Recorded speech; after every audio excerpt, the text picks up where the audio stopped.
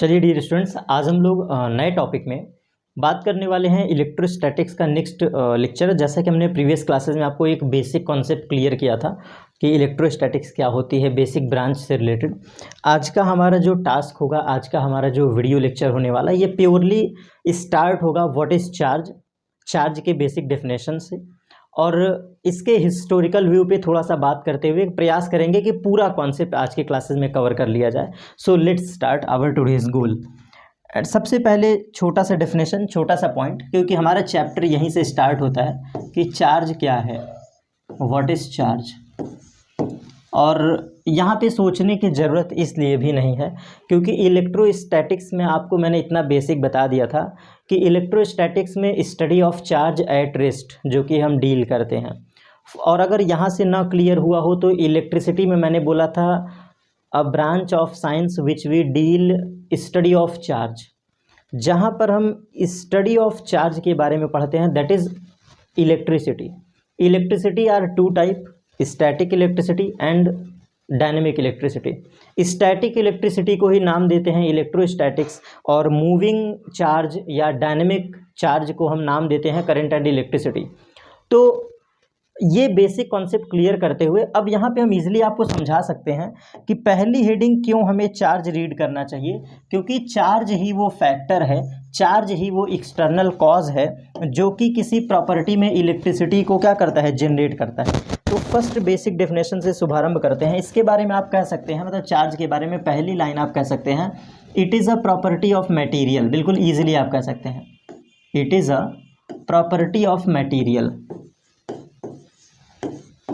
ये किसी मटेरियल की, ये किसी सब्सटेंस की प्रॉपर्टी हो सकती है, ठीक है, किसी सब्सटेंस की। और क्या कह सकते हो, it is intrinsic property of, it is intrinsic property of, intrinsic property of body और सब्सटेंस, जो भी कह लो। It is a intrinsic property of body like electron and proton. Example के तौर पे लाइक इलेक्ट्रॉन एंड प्रोटॉन। और क्या कह सकते हैं चार्ज के बारे में? अगर आप चार्ज के बारे में और भी कहना चाहो तो तुम ये भी कह सकते हो कि property of a substance, property of any substance, property of any substance that attract, property of any substance that attract some small particles, some small particles or teeny particles और टीनी पार्टिकल्स। ओवरऑल चार्ज, कोई body अगर gain की है, कोई body अगर charge को मतलब show करती है तो कहीं ना कहीं उसके अंदर एक जेन्युइन प्रॉपर्टी, एक जेन्युइन नेचर जरूर होगा कि वो हल्के ऑब्जेक्ट को अट्रैक्ट कर सकता है, टीनी पार्टिकल्स को अट्रैक्ट कर सकता है, like paper, like any small particles, जो भी कह लो, छोटे छोटे सब्सटेंस को अट्रैक्ट कर सकता है। और सबसे लास्ट जो इसका इम्पॉर्टेंट एंड इम्पॉर्टेंट डेफिनेशन जो कि मस्ट है लिखना, charge shows electric field property and as well as magnetic field property. Charge body always shows electric field property as well as itself magnetic property. ये point हमेशा के लिए याद रखिएगा क्योंकि ये तो इसका मदर लैंग्वेज है, ये मदर लैंग्वेज है। मतलब आपको स्टैंडर्ड लैंग्वेज यही मिलेगी कि जो चार्ज होता है ये बिल्कुल जेन्युइन है कि फिक्स, मतलब फिक्स पॉइंट है, चेंज नहीं किया जा सकता। इलेक्ट्रिक फील्ड प्रॉपर्टी और मैग्नेटिक फील्ड प्रॉपर्टी तो इसकी मजबूरी है शो करना, चार्ज शो करेगा ही करेगा। तो ये पूरा मैंने बेसिक लहजे में समझा दिया कि चार्ज की डेफिनेशन क्या है। किसी प्रॉपर्टी का किसी बॉडी की प्रॉपर्टी होती है, सब्सटेंस का प्रॉपर्टी होता है, या फिर इंट्रिंसिक प्रॉपर्टी होती है, या फिर अट्रैक्शन प्रॉपर्टी होती है, जो कह लो, अट्रैक्शन प्रॉपर्टी कह लो, electric field, magnetic field property, जो भी कह लो, ठीक है। ये बेसिक डेफिनेशन था। अब यहाँ पे क्वेश्चन उठता है कि सर डायरेक्टली आपने चार्ज को पढ़ा दिया, इसका रीज़न क्या होगा। तो मैं अब आपको कुछ बेसिक बताता हूँ। ये तो मैंने चार्ज इसलिए पढ़ा दिया ताकि आपका कॉन्सेप्चुअल क्लियरिटी आ जाए कि चार्ज क्या है, और एनसीईआरटी का पहला हेडिंग कवर होगा व्हाट इज चार्ज। अब हम लोग अपने बेसिक सेकंड मुद्दा पर यहाँ से स्टार्ट करते हैं अपने सेकंड स्लाइड में, हिस्टोरिकल व्यू, जिसके बारे में फास्ट वे में मैंने पढ़ाया है और इसको फास्ट वे में ही मतलब कवर करेंगे, बहुत इंपॉर्टेंट नहीं है, तो बस सुन लीजिए चीज़ों को ताकि कॉन्सेप्ट क्लियर हो जाए। इसके हिस्टोरिकल अप्रोच में पहला पॉइंट आपको याद रखना है कि थेल्स ऑफ मिलेटस ही वो पहले साइंटिस्ट थे।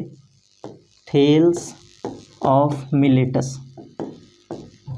ऑफ मिलेटस वो पहले साइंटिस्ट थे जिन्होंने इस बात को प्रूफ किया था कि चार्ज जैसी कोई चीज़ एग्जिस्ट करती है इन आवर सराउंडिंग। ये बातें 100% प्रमाणिक रूप से सामने नहीं आती हैं, लेकिन कहीं ना कहीं पहला योगदान इन्हीं का है। मतलब इन्होंने कोई फैक्ट नहीं बोला था, इन्होंने कोई फैक्चुअल बातें नहीं बताया था, इन्होंने कोई बहुत खास प्रैक्टिकल करके नहीं दिखाया था, बस इनके साथ एक स्पेसिफिक घटनाएं, एक अनहोनी घटना, मतलब एक अनहोनी कह लो, एक एक्सपेरिमेंट कह लो, दिखाई दिया था, एक इवेंट इनके साथ दिखाई दिया था जिसको इन्होंने शेयर कर दिया था कि ये चार्ज हो सकता है, ये चार्ज की प्रॉपर्टी हो सकती है। 100% इनको भी नहीं कॉन्फिडेंट था, क्योंकि ना ये जवाब दिए हैं ना कोई इस पर कोई लॉ बताए हैं, तो इसलिए माना जाता है कि थेल्स ऑफ मिलेटस का बस योगदान है। अब क्या इनका योगदान था, सुनो ध्यान से। इन्होंने एम्बर, एक सब्सटेंस है एम्बर सब्सटेंस को वुल से रब किया। इनका एक्सपेरिमेंट यही है जो इनको दिखाई दिया था, अनहोनी घटना। एम्बर को वुल से रब करते हैं तो फाइनली ये जो एम्बर है, ये कुछ प्रॉपर्टी अटेन कर लेती है, कुछ प्रॉपर्टी गेन कर लेती है एम्बर।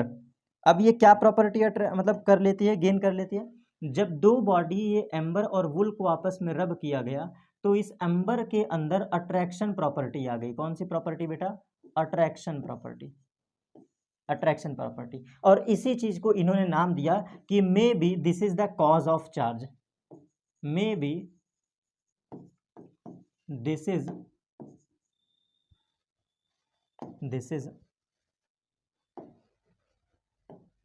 Cause of charge. कहीं ना कहीं ये चार्ज का एक कारण, एक रीजन हो सकता है। बाकी क्लियर कह रहा हूं बेटा, यहाँ पर इन्होंने कुछ भी नहीं बताया था कि क्या ये फ्रिक्शनल प्रोसेस से हुआ, क्या ये फ्रिक्शनल इलेक्ट्रिसिटी से हुआ, या ट्रांसफ़र ऑफ पार्टिकल्स से हुआ, या फिर ट्रांसफ़र ऑफ इलेक्ट्रॉन से हुआ, या फिर ट्रांसफ़र ऑफ प्रोटॉन से हुआ। ये प्रॉपर्टी एम्बर ने क्यों शो किया, इन्होंने कुछ नहीं बताया। बस इन्होंने एक एक्सपेरिमेंट बताया कि एम्बर को वुल से रब करते हैं तो एम्बर के अंदर अट्रैक्शन प्रॉपर्टी आ जाती है, बस इतना ही। कोई एक्सक्यूज नहीं, कोई जवाब नहीं, कोई रीज़न नहीं। इसीलिए इस एक्सपेरिमेंट का बहुत योगदान नहीं है। अब यहाँ पे क्वेश्चन उठता है कि एम्बर और वुल को रब किया गया तो क्यों ये अट्रैक्ट किया। नो डाउट ये आपके मन में डाउट उठेगा, तो इस चीज़ को आगे बताया गया है, लेकिन जैसा कि मैंने प्रीवियस टॉपिक में पढ़ाया था तो इसलिए इस कॉन्सेप्ट को यहीं पे हम लोग पकड़ के ख़त्म कर देते हैं। ये चार्ज प्रॉपर्टी क्यों ऐसा हुआ, तो अब रीज़न सुनना बेटा, रीज़न सुनना। रीज़न ये था कि जब एम्बर को वुल से रब करते हैं, मैं जानबूझ करके एम्बर जैसे सब्सटेंस को ऐसा बना रहा हूँ ताकि दिमाग में तुम्हारे बादल जैसा चित्र भी छप जाए, और एम्बर मतलब बादल, लेकिन वो सेंस नहीं है, बस बनाने का मेरा रीज़न है। जब एम्बर को हम लोग वुल से रब करते हैं, वुल से, ये मन में सोच लो, ये वुल है, वुल, तो एम्बर और वुल को रब करते हैं तो हुआ क्या होगा, हो सकता है कि वुल के कुछ पार्टिकल एम्बर पे आ गए, वुल के कुछ पार्टिकल एम्बर पर आ गए, या फिर इसका रिवर्स भी हो सकता था, एम्बर के कुछ पार्टिकल वुल पे आ गए हों, या एम्बर के कुछ पार्टिकल वुल पे आ गए हों। तो ड्यू टू फ्रिक्शनल इलेक्ट्रिसिटी ये प्रॉपर्टी शो करती है, ड्यू टू फ्रिक्शनल इलेक्ट्रिसिटी,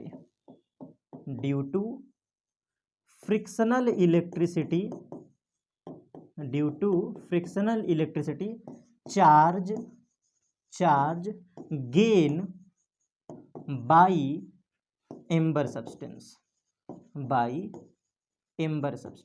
ये जो हमारा प्यारा सा एम्बर सब्सटेंस है, ये due to frictional electricity charge gain करता है। और रियलिटी बताएं, रियलिटी ये है बेटा, 100% रियलिटी ये है कि वुल से पार्टिकल इसके ऊपर आए थे, ये आगे एक्सपेरिमेंट प्रूव हो जाता है। वुल के पार्टिकल एम्बर पे आए थे और फाइनली ये एम्बर निगेटिवली चार्ज हो जाता है। ये एक्सपेरिमेंट अभी आगे पढ़ने वाले हैं आज ही के क्लासेस में। तो ये जो एम्बर है ना, फाइनली ये निगेटिव चार्ज गेन कर लेता है, इस पॉइंट को याद रखिएगा। और यहाँ पे क्या हो सकता है, इस रीज़न को आप ऐसे भी बता सकते हैं कि ये जो एम्बर वाली प्रॉपर्टी को आप रीड कर रहे हो, यहाँ पे कहीं ना कहीं ट्रांसफर ऑफ इलेक्ट्रॉन्स भी हुआ है। सेम कॉन्सेप्ट बेटा, same concept, transfer of electrons,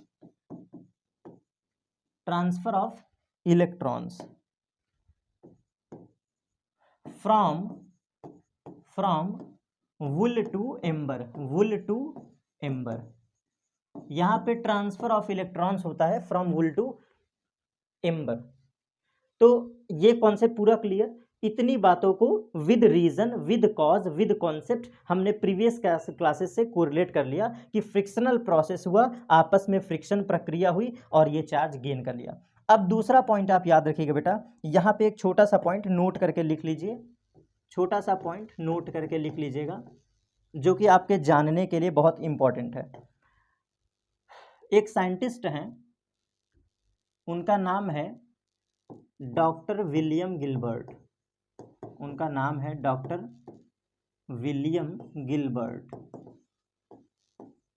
doctor William Gilbert ने एक फैक्ट बताया है। इन्होंने कहा कि जो थेल्स ऑफ मिलेटस ने एम्बर वर्ड यूज किया है, एम्बर, एम्बर, इस एम्बर का जो रियल नेम है ये ग्रीक वर्ड है, ये एक ग्रीक वर्ड है, ग्रीक वर्ड का ये मतलब आया है। एम्बर जो है ये एक ग्रीक वर्ड से मिलके बना है, जिसका सेंस होता है, जिसका फाइनल मीनिंग जो निकलता है, इसका रियल मीनिंग है इलेक्ट्रॉन,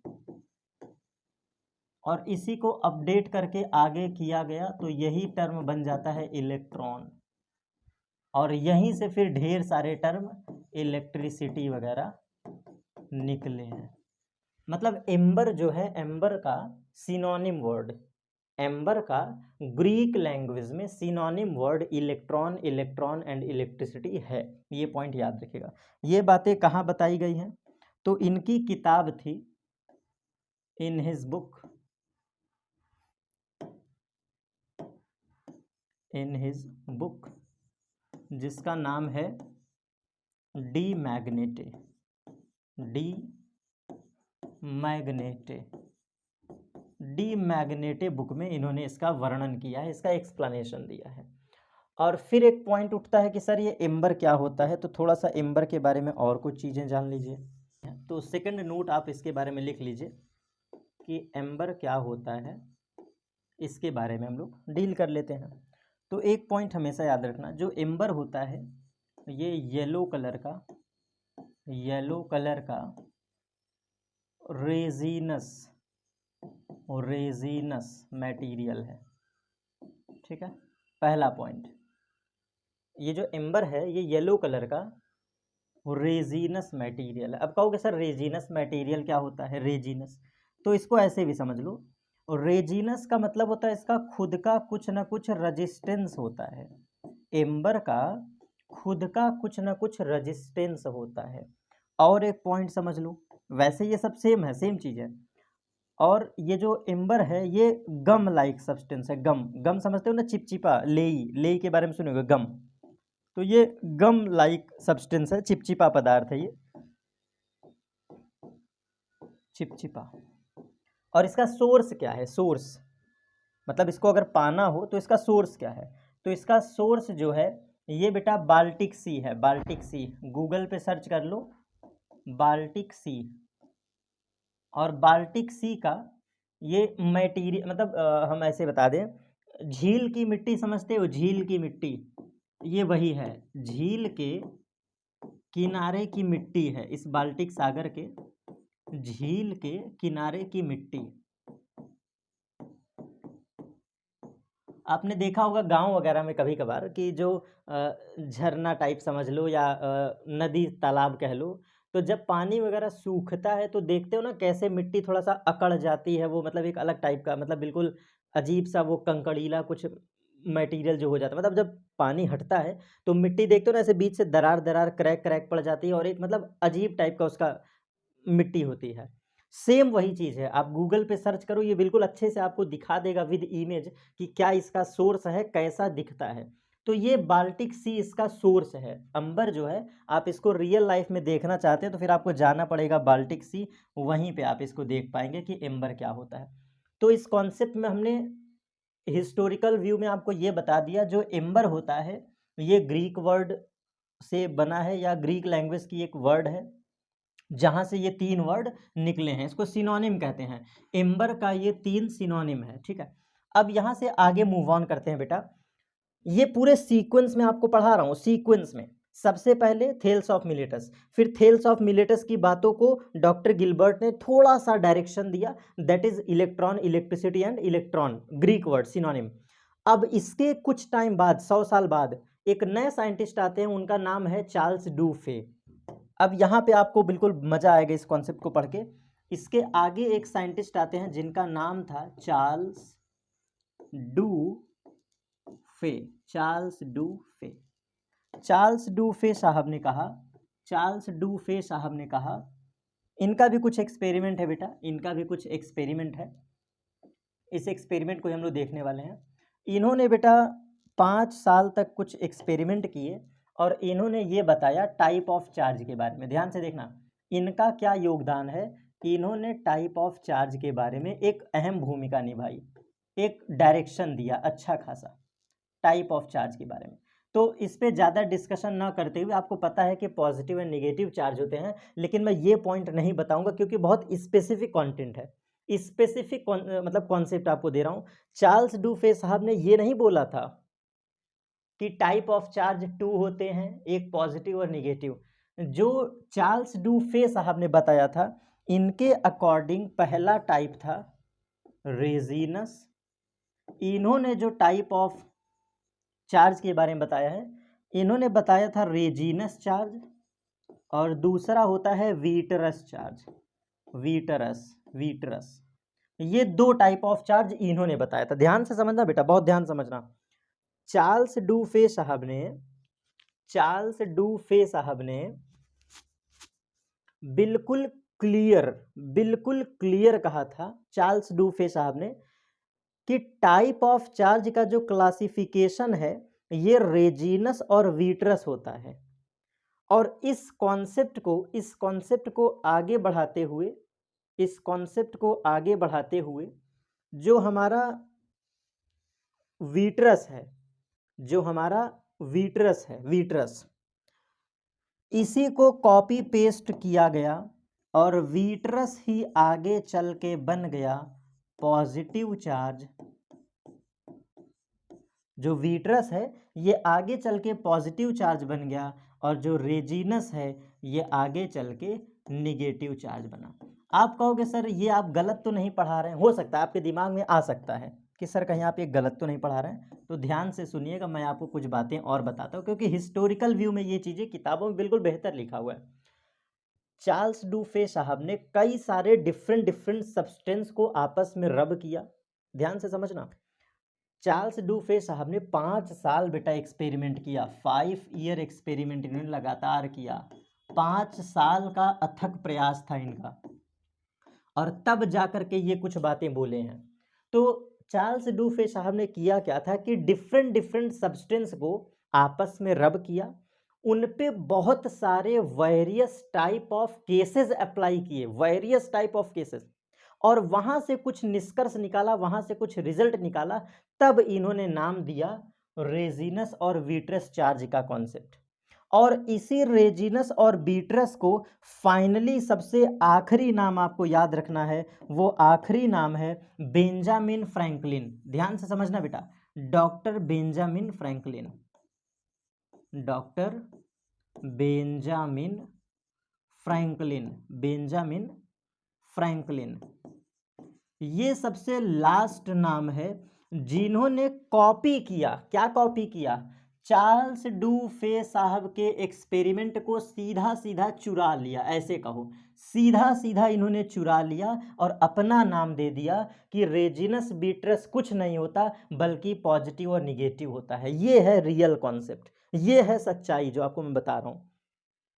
तो चार्ल्स डुफे साहब के 5 साल के अथक प्रयास को इन्होंने कुछ चंद दिनों में कॉपी कर लिया, चुरा लिया कॉन्सेप्ट, और इन्होंने कहा कि बीट्रस रेजिनस कुछ नहीं होता, पॉजिटिव और निगेटिव चार्ज होता है। और इन्होंने बस एक्स्ट्रा कॉन्सेप्ट यहाँ पे क्या ऐड किया अपना, तो ये भी सुन लो। इन्होंने पॉजिटिव निगेटिव बताने के पीछे बस एक कॉन्सेप्ट ऐड किया, that is excess of electron, that is excess of electron. तो एक्सेस ऑफ इलेक्ट्रॉन का मतलब क्या होता है, निगेटिव चार्ज, आपको पता ही है। और loss in electron, loss in electron क्या होगा, रिमूवल ऑफ इलेक्ट्रॉन क्या होगा, पॉजिटिव चार्ज होगा। तो बस यही कॉन्सेप्ट इन्होंने ऐड करते हुए, इसी कॉन्सेप्ट को अपना बनाते हुए सीधा सीधा चार्ल्स डुफे साहब के पूरे एक्सपेरिमेंट को छाप लिया बेटा, एकदम छाप लिया। ये थी पूरी जर्नी। अब आप कहोगे सर कि चार्ल्स डुफे साहब का एक्सपेरिमेंट क्या था, यही ना दिमाग में आएगा। मैं एक छोटा सा चार्ट बना देता हूँ, तुम्हारा कॉन्सेप्ट क्लियर हो जाएगा, बिल्कुल मक्खन कॉन्सेप्ट। इस स्लाइड में हमने क्या समझा, चार्ज के टाइप के बारे में। तो अगर कोई आपसे प्रश्न पूछे कि सबसे पहले टाइप ऑफ चार्ज किसने बताया था, तो चार्ल्स डुफे साहब बोलना सबसे पहले। बहुत पुराना, सबसे पहली बार टाइप ऑफ चार्ज के बारे में चार्ल्स डुफे साहब ने बताया था। लेकिन जो एनसीईआरटी कहती है, जो वास्तविकता है, जो पूरी दुनिया एक्सेप्टेंस में मानती है इस बात को, वो साइंटिस्ट का नाम है बेंजामिन फ्रैंकलिन। क्योंकि हम तो पॉजिटिव और निगेटिव लेके चलते हैं ना, तो पॉजिटिव और निगेटिव का कॉन्सेप्ट किसने दिया था, बेंजामिन फ्रैंकलिन ने। तो इसमें आपको कंफ्यूजन नहीं होना चाहिए। अब हम अगले चार्ट में आपको छोटा सा चार्ट बना के दिखा देते हैं कि चार्ल्स डुफे साहब का एक्सपेरिमेंट क्या था। तो एक तरफ आप लिखिए पॉजिटिव चार्ज, एक तरफ छोटा सा चार्ट बना लीजिए पॉजिटिव का, और एक तरफ छोटा सा चार्ट बना लीजिए निगेटिव का। पॉजिटिव वाले में आपको लिखना है ग्लास रॉड, ग्लास की रॉड, ये पॉजिटिव माना है इन्होंने। कैट स्किन, कैट स्किन, बिल्ली के खाल को भी इन्होंने पॉजिटिव माना है। वुलन क्लॉथ, वुलन क्लॉथ को भी इन्होंने पॉजिटिव माना है।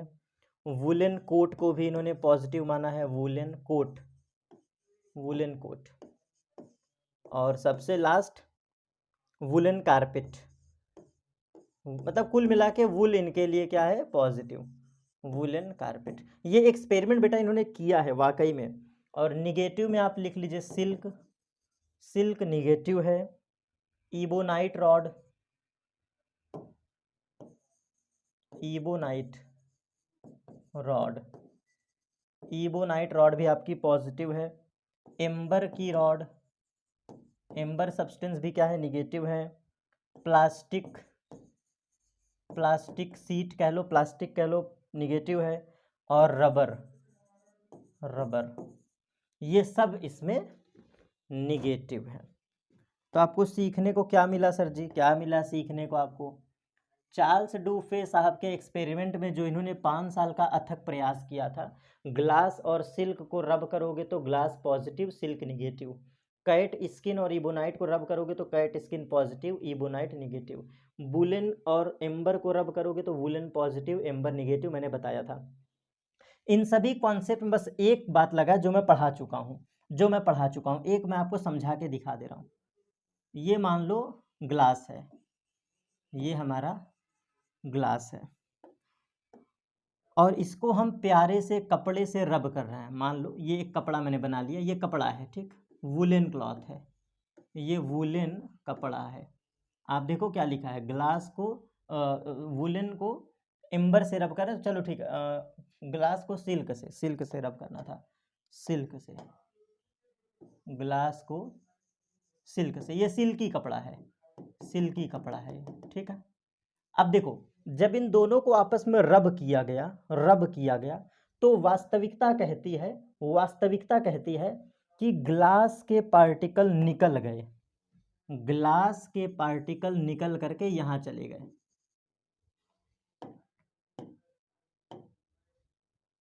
देखो ग्लास के पार्टिकल इस पे चले गए, ग्लास के पार्टिकल इस पे चले गए, ग्लास के पार्टिकल इस पे चले गए।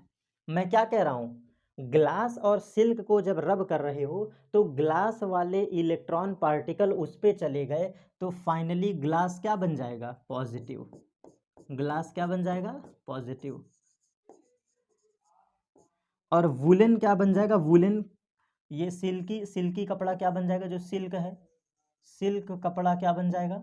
निगेटिव, क्योंकि यहाँ पे इलेक्ट्रॉन जा करके बैठ गया। और बेटा इस एक्सपेरिमेंट को सिर्फ एक बार नहीं, पता नहीं कितने बार इन्होंने आपस में कांटेक्ट में कराया, सभी डिफरेंट डिफरेंट सब्सटेंस को। ग्लास को सिल्क से देखा, ग्लास को इबोनाइट से देखा, ग्लास को एम्बर के रिस्पेक्ट में देखा, ग्लास को प्लास्टिक के रिस्पेक्ट में देखा, ग्लास को रबर के रिस्पेक्ट में देखा, ग्लास को काइट स्किन के रिस्पेक्ट में देखा, ग्लास को वुलन कोट के रिस्पेक्ट में देखा, ग्लास को कारपेट के रिस्पेक्ट में देखा।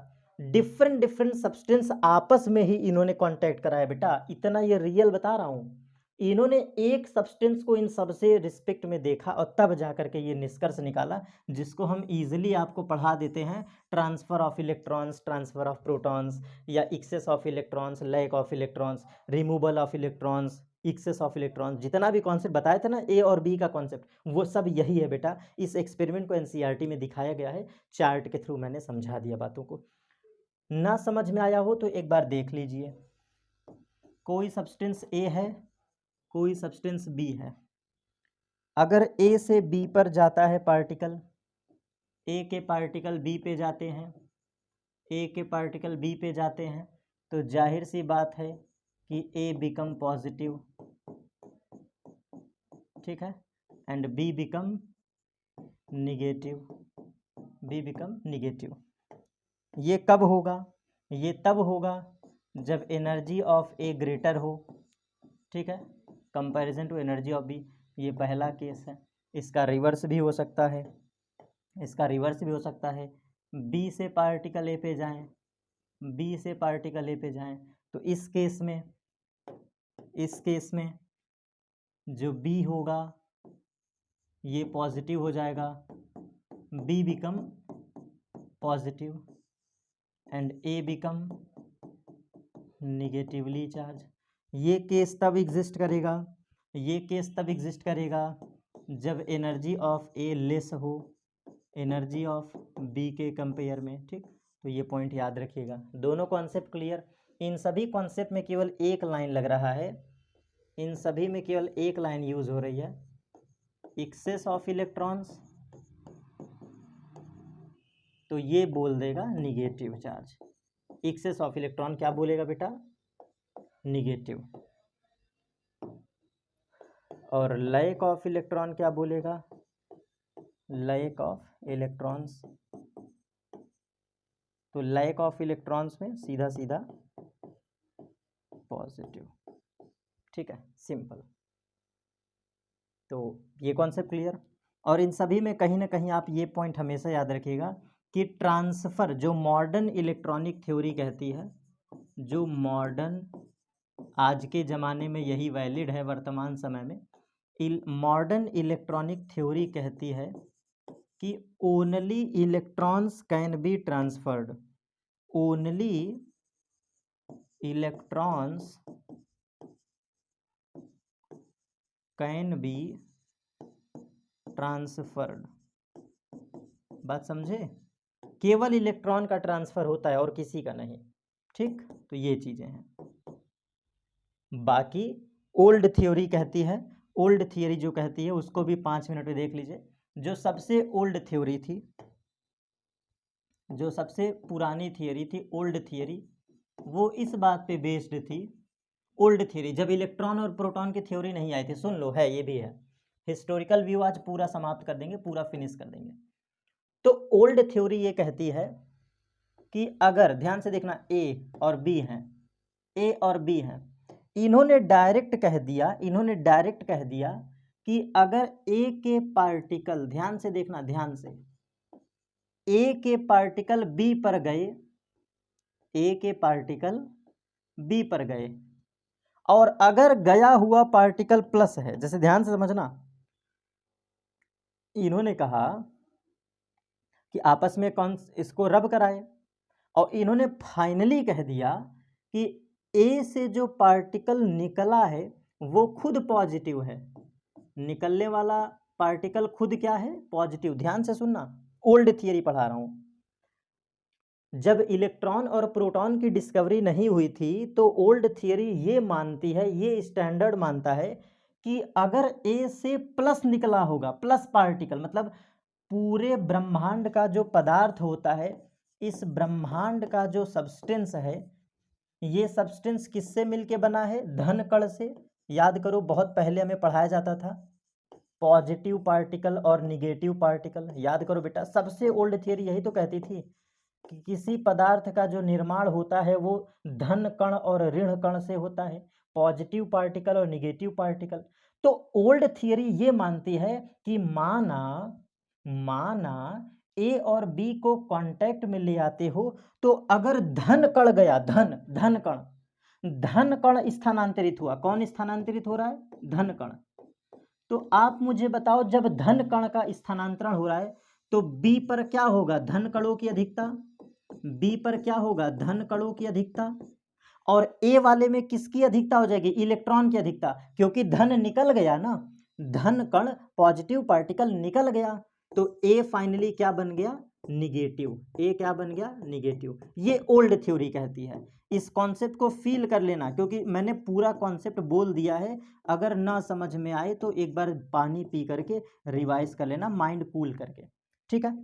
अब इसका दूसरा कॉन्सेप्ट देखो, इसी में ये भी हो सकता है जो ओल्ड थ्योरी कहती है। ओल्ड थ्योरी का अब एक बात और देखो, माना ये बी है, ये ए है, ठीक, ये बी है और ये ए है। अब की हम ये मान के चल रहे हैं कि बी से ऋणात्मक कण निकले, मतलब बी से जो कणों का स्थानांतरण हुआ, जो बी से कणों का स्थानांतरण हो रहा है, बहुत प्यार से समझना, बी से कणों का स्थानांतरण, अगर ये ऋण कण गए, ऋण कण, क्योंकि सब्सटेंस जो होता है, जो सब्सटेंस होता है ये पॉजिटिव पार्टिकल और निगेटिव पार्टिकल से मिलके बना है। तो यहां पर हमने पॉजिटिव कण का ट्रांसफर किया, यहां पर तुम्हारा क्या हो रहा है, पॉजिटिव पार्टिकल का ट्रांसफर हुआ। लेकिन यहां पर निगेटिव पार्टिकल का ट्रांसफर, और जब निगेटिव पार्टिकल का ट्रांसफर हुआ तो एक बात बताओ,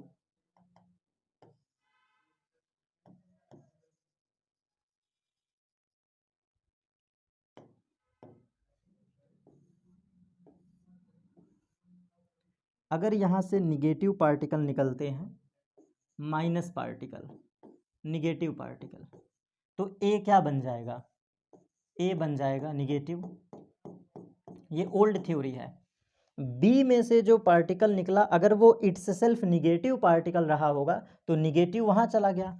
अब यहाँ पे कम क्या हो गया, निगेटिव निकल गया तो पॉजिटिव अधिक है ना, तो बी क्या बन गया, B finally will become positive. तो बेटा ये ओल्ड थ्योरी है, ये है तुम्हारी ओल्ड थ्योरी। तो ओल्ड थ्योरी पार्टिकल बेस्ड पे थी, ओल्ड थ्योरी पार्टिकल बेस्ड थी। तो ये हो गया ओल्ड थ्योरी, ठीक है। और कहीं ना कहीं शॉर्ट समरी में याद रखिएगा, पूरा हमारा टॉपिक फिनिश, इसलिए एक शॉर्ट व्यू दे रहा हूँ। Electricity, electron, electrostatics,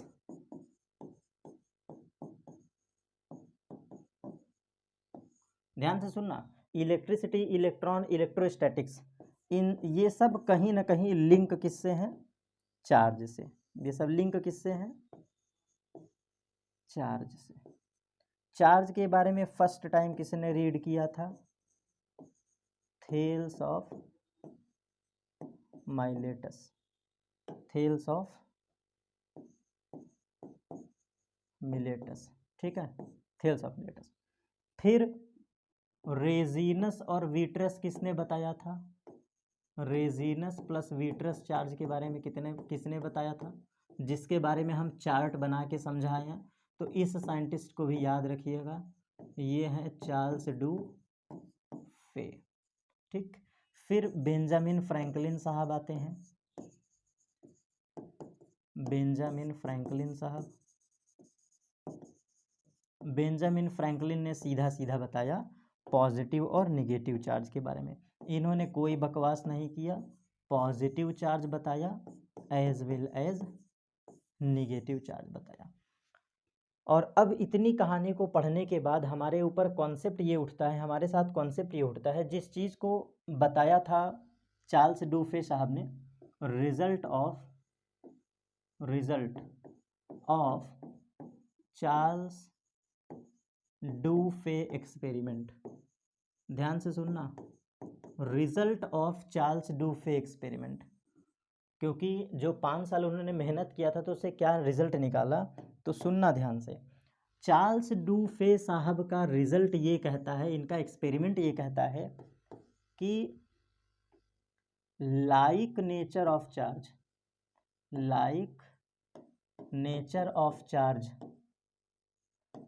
repel to each other.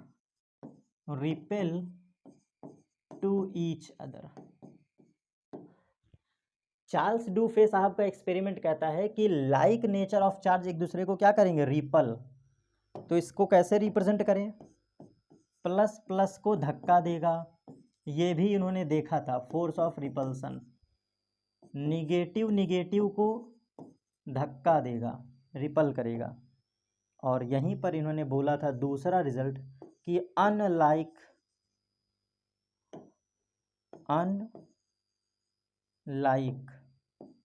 Nature of charge attract to each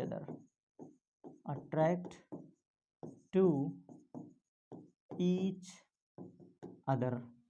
तो यहाँ पे क्या कहोगे, पॉजिटिव चार्ज निगेटिव को अट्रैक्ट करता है, फोर्स ऑफ अट्रैक्शन। और यहीं से हमारा टॉपिक कोरिलेट हो जाता है, that is our next topic, magnitude of electric force, that is Coulomb's law. यहीं से बेटा हमारा दूसरा हेडिंग सीधा सीधा लिंक हो जाता है force of electric. Our next lecture is force of electric.